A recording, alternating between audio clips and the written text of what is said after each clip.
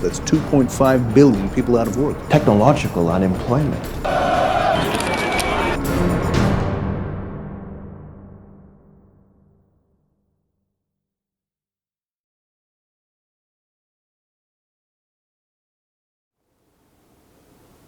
Doesn't matter that I have no place to go.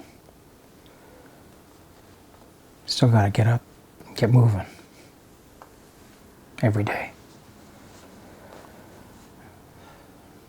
They downsized me, so we downsized to this. At least there's a roof over our head. We never wanted to be business people. It's the technology that we were passionate about. You just get thrust into this role where you've developed this technology, and all of a sudden it's a business. All of a sudden it's a corporation. All of a sudden you have 40,000 employees and you're a billionaire. And the business side is obviously important, but the more that takes over, the less time you get for the technology. How do you solve that?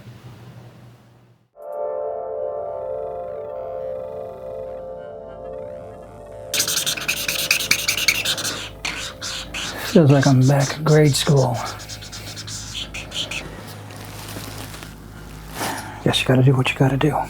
By 2017, the march toward automation wasn't the stuff of science fiction anymore, it was fact. The monstrous assembly line robots of years past had been replaced with machines that had fine motor skills that rivaled the humans. 47% of jobs were lost within the next 5 years. That's 2.5 billion people out of work. It's a tidal wave. All the non-employer businesses like Uber and Airbnb, they just accentuated the slide. Uber drivers took over for cabbies. Soon, Uber drivers got replaced by self-driving cars.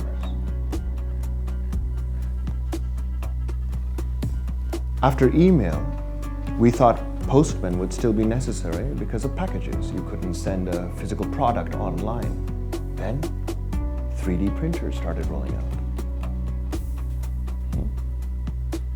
Amazon came up with drone delivery. Airship distribution centers. Where's your postman now? And what we need now are jobs, because we've looked to leaders of industry, we've looked to the politicians, and no one has solutions. Ban the bots! Ban the bots! Ban the bots! Ban the bots! But Karl Marx was right. Not about everything, but he saw a day coming when automated industry would free human beings from conventional work. He was a little off on the timeline, but a little over a century later, and we're here. What John Maynard Keynes called technological unemployment. There's no more work. Not much, anyways. If there were bread lines, the bread would be baked by automatic bakeries.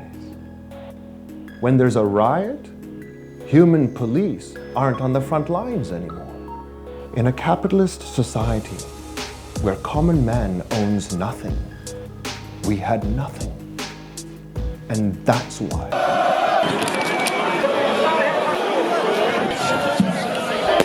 Automation means alienation! Automation means alienation! 5 years ago, my job got outsourced to India. Then when I finally got a job, it got automated. Where's the work? Where are the opportunities? Universal basic income was an idea that was supposed to work. I mean, it did work in all its test cases. Mincome in Manitoba, Oakland and Finland. It had support from across the political spectrum. Until the voices that shouted down minimum wage shouted harder at minimum income. After we eliminated most of our frontline production staff, we realized that it didn't have to stop there. We began to look at other areas within the organization where we could make efficiencies. I think it was Weary who said it first, as a joke, I think. But, like, why not? It wasn't a joke. I mean, if you think about what a chief executive officer's job is, it's to maximize the value of the entity, to give the shareholders the biggest ROI. It's policy, it's strategy. Now, a human being, they're doing that through a mix of facts and instinct. But an automated system has something greater than instinct. It has every financial deal, every business decision, every fact, every figure, all of that, right at its proverbial fingertips.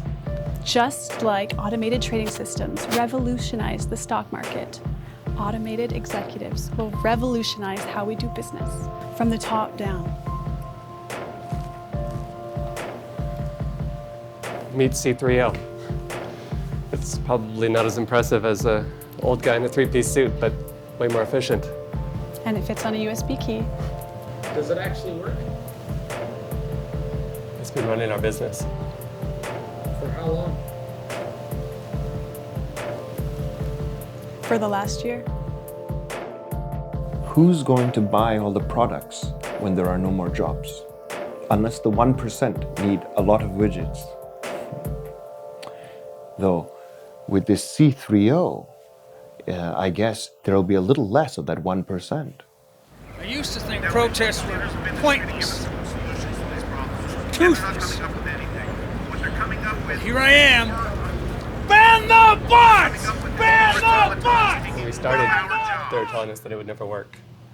Executives were considered in the top 9 of irreplaceable jobs, that you still need a human being to be the face of the company for press conferences, quarterlies. But C3O had an enormous amount of past work to draw from. Natural language processing lets it draft the message. Speech synthesis means that it can still be on the quarterly update call. And the best part? No more huge salaries. All those millions we used to pay to a human CEO, that money is going back to the shareholders. Why would you choose anything else?